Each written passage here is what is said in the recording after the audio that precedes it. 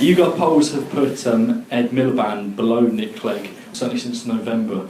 Do you think that your position would be a lot stronger if you were with the other Miliband?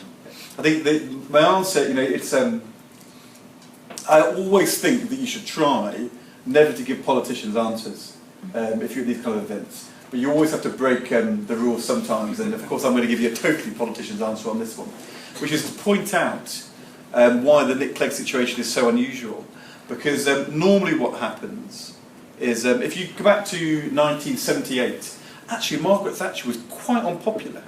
I mean, she was a Conservative, but Labour was pretty unpopular. She was a woman leader, we'd never had one before. But fundamentally, she was an opposition.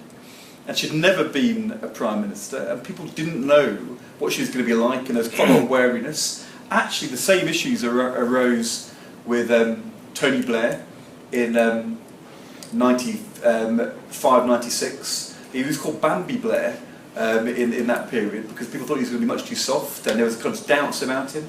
The same things happened with David Cameron in 2009, partly why he didn't win a majority. But I think you'd have to say, in the case of Margaret Thatcher, Tony Blair and David Cameron, that once they became Prime Minister, their polling position improved compared to where it was before. And I think exactly the same thing will happen with Ed Miliband, because he's not been a Prime Minister, and I think when he's in the job, people see him for what he is.